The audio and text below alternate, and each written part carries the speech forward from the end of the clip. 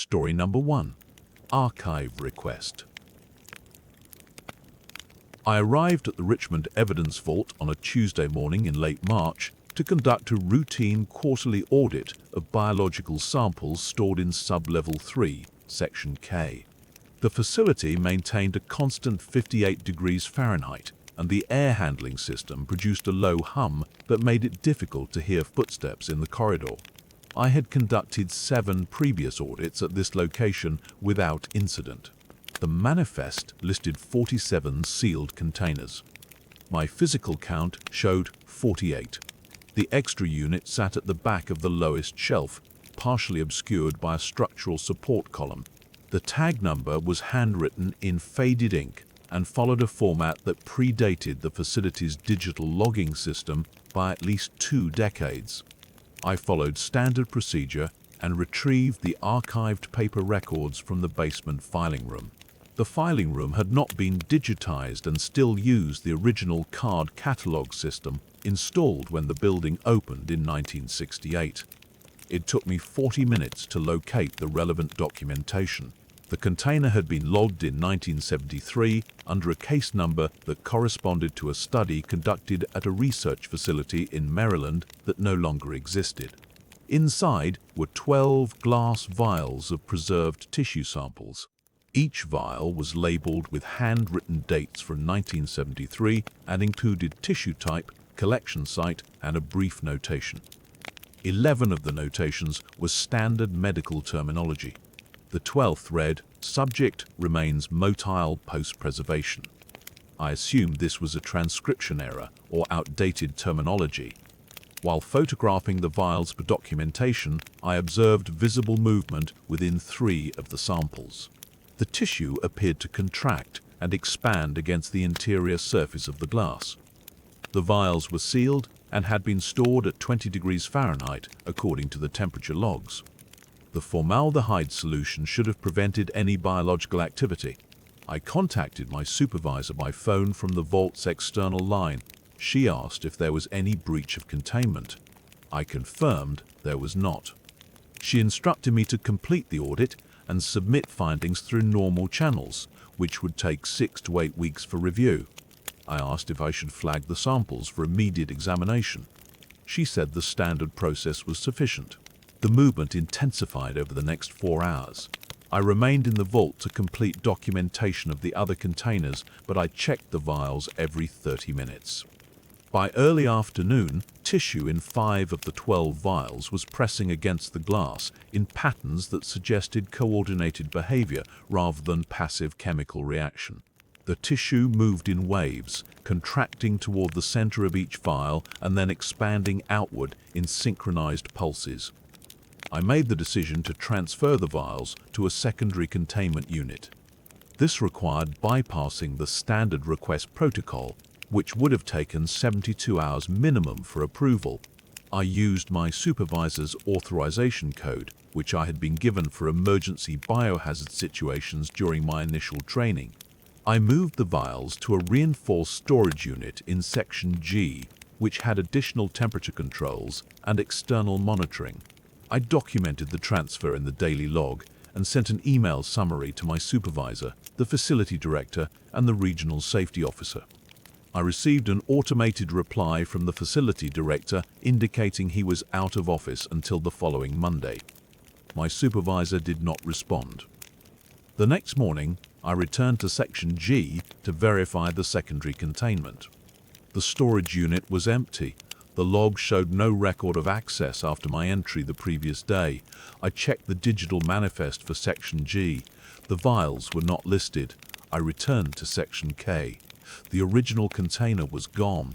The manifest for Section K listed 47 units. I called my supervisor. She did not answer. I left a voicemail and sent a follow-up email. I received no response that day or the following day. My supervisor called me into her office 3 days later. She was alone. She asked me to close the door. She confirmed that the vials had been relocated to another facility for analysis and long-term storage. She said the transfer had been coordinated with a federal oversight team that handled materials predating current safety standards. She told me the container count for Section K was now officially 47 and had always been 47. I asked if I should amend my audit report. She said the report had already been finalized and submitted. I asked if I needed to provide additional documentation about the transfer. She said all necessary documentation had been completed by the oversight team, and my involvement was concluded. She told me the facility was implementing a new inventory management system for surface-level storage, and I was being reassigned to oversee the transition. The reassignment would begin the following month. She described it as a lateral move with no change in pay grade or benefits. She said my work on the audit had been thorough and professional. I was given access to the new inventory management system the following week. My credentials for Sub-Level 3 were deactivated. I submitted a request to review the final audit report for Section K. The request was denied due to insufficient clearance level. My clearance level had not changed. I worked in surface-level inventory management for 7 months before transferring to a different facility in Arlington. The Richmond Vault was decommissioned 16 months after my reassignment. I was told the building was being converted to administrative office space. I do not know what happened to the materials in Sub-Level 3. The incident was logged as a clerical error corrected during routine audit. My personnel file contains no reference to the transfer of biological samples or the use of emergency protocols. The case number from 1973 does not appear in any database I have been able to access. Story number 2. Fuel stop. I arrived at the Interstate 80 way station at 6:15 in the morning for my regular shift as a Department of Transportation compliance inspector tasked with verifying logbooks and conducting safety inspections on commercial vehicles. The station sat 2 miles east of the Lexington exit, a mandatory checkpoint for all commercial traffic exceeding 10,000 pounds. I had worked that location for 3 years without incident.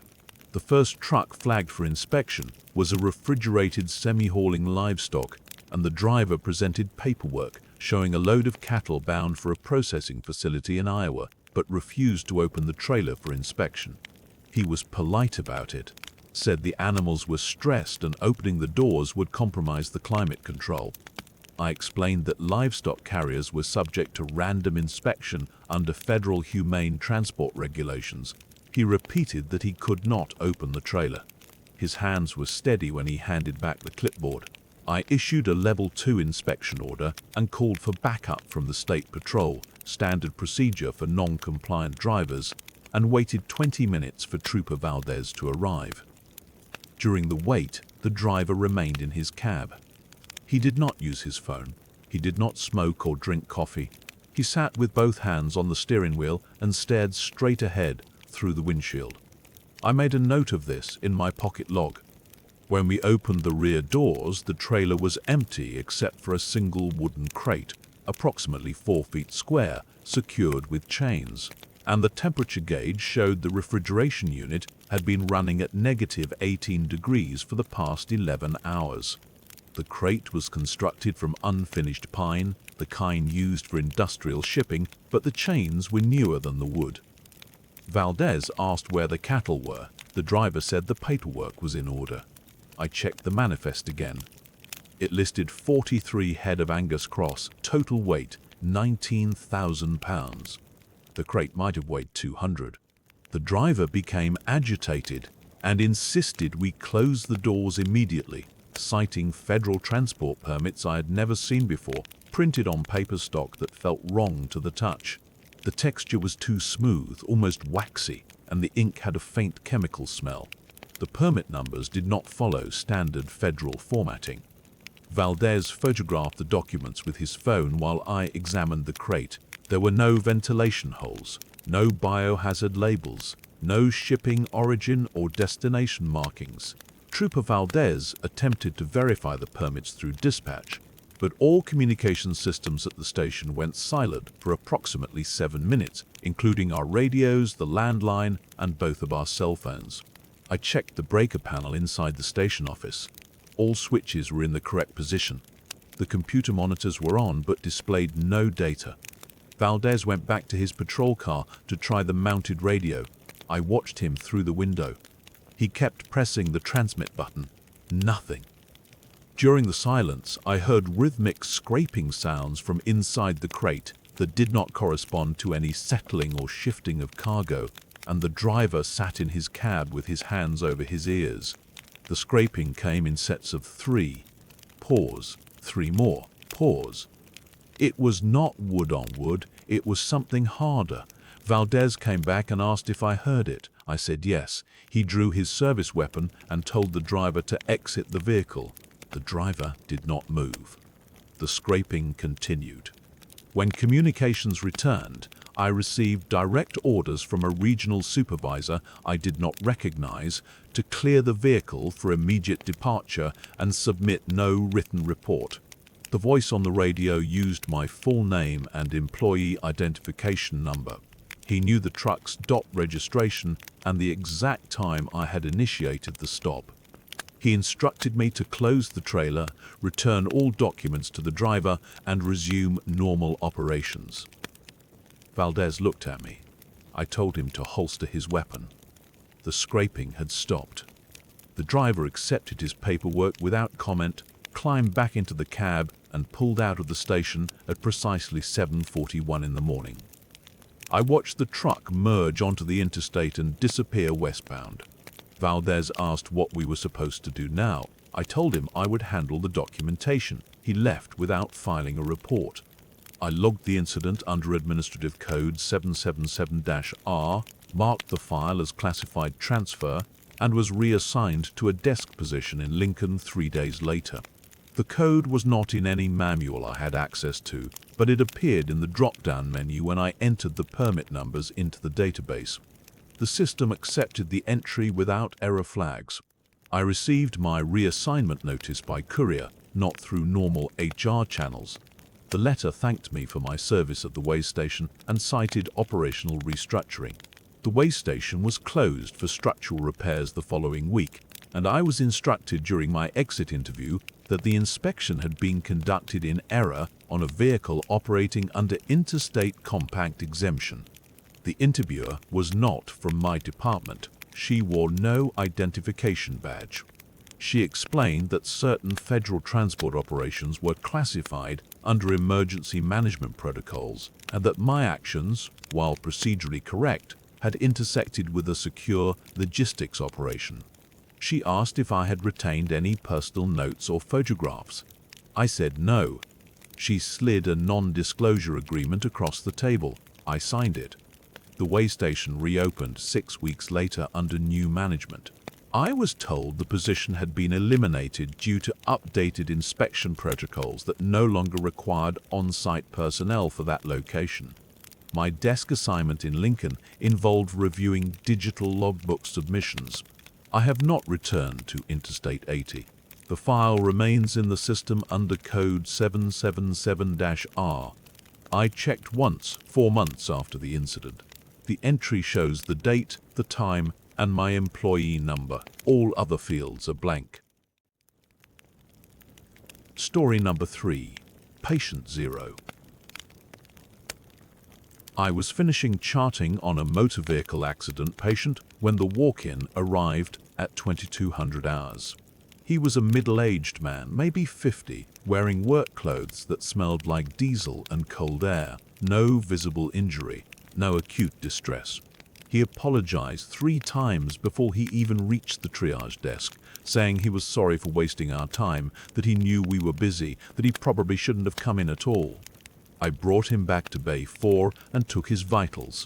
Blood pressure 118/76, heart rate 72, respirations 14, temperature 98.4, everything normal.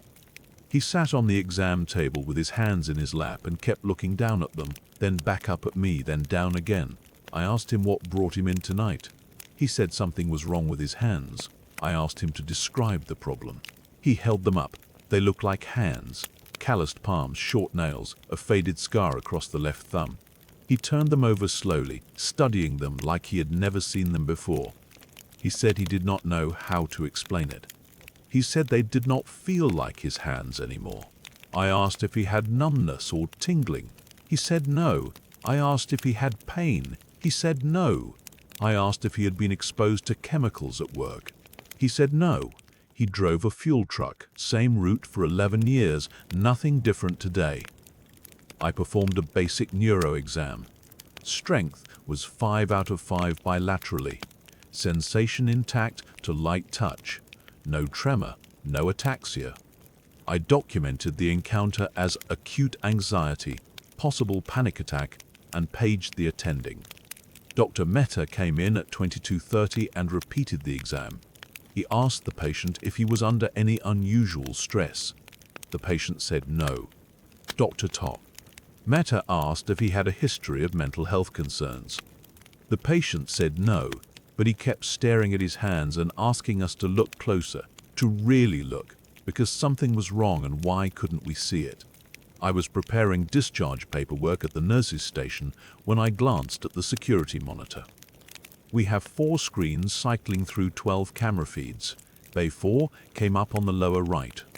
The patient was sitting exactly as I had left him, hands resting on his thighs, except on the monitor his hands were completely black, not shadowed, not darkened by poor lighting.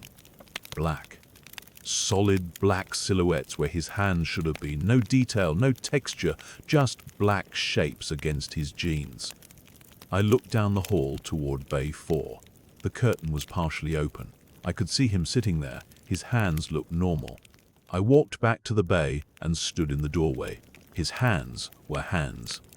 I looked up at the camera mounted in the corner. Small red light steady. I took out my phone and told him I wanted to document his concern for the record. He nodded and held his hands up. I took 3 photographs. On my screen, his hands were black. I showed him. He made a sound I have never heard another person make, something between a sob and a laugh, and said, See, I told you, something is wrong. I paged Dr. Mehta back immediately. He looked at the photos. He looked at the patient's hands. He looked at the monitor. He asked me to take his blood pressure again. 122/78. He asked the patient to squeeze his fingers. Full strength. He tested sensation again with a safety pin. Intact. The patient said he could feel them getting heavier. Dr. Mehta told me to move him to isolation 3 as a precaution and said he was going to call county health. I walked the patient down the hall. He kept his hands out in front of him like he was carrying something fragile. When we reached the room, he sat on the bed and put his hands on his knees and stared at them. I asked if he wanted anything, water, blanket, something to eat. He said no, thank you. He said he was sorry for the trouble. I closed the door and locked it per isolation protocol. The lock is electronic, badge access only, no other exit. 1 window, sealed, reinforced glass, 4th floor. At 23:15, I heard him screaming. I badged in. He was standing beside the bed, arms extended in front of him, hands at shoulder height. He was screaming that he could not lift his arms, that they were too heavy, that something was pulling them down. But I could see his arms. They were up. He was holding them up. I told him his arms were elevated. I told him he was holding them in the air right now. He stopped screaming and looked at his hands. His face went slack. He stared at them without blinking, and I realized after several seconds that his chest was still moving, but I could not hear him breathing. I stepped closer and said his name. No response. I said his name again, louder. Nothing. I touched his shoulder. He turned his head toward me. Smooth movement, normal speed. But his eyes did not follow. They stayed fixed on some middle distance, not tracking, not focusing. I checked his pupils with my penlight, equal and reactive.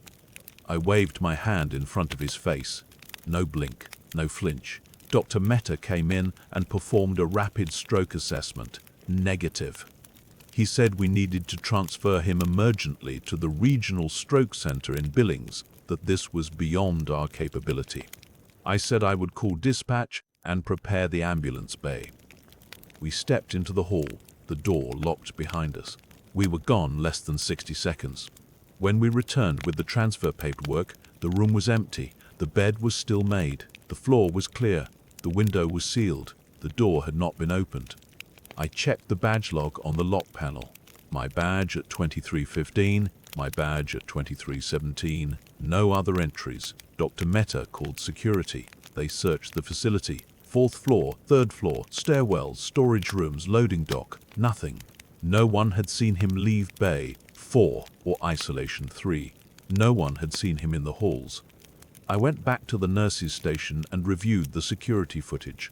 The camera in Isolation 3 showed the patient sitting on the bed, hands on his knees, motionless.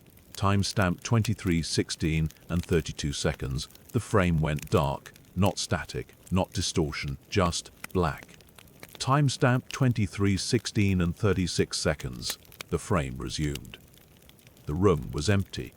I filed an incident report per protocol, documenting elopement from medical care, patient departed facility without discharge, unknown exit route. I attached the photos from my phone and a copy of the security footage. I submitted it to administration and the county sheriff's department. 2 days later, the report was flagged by an agency I had never heard of.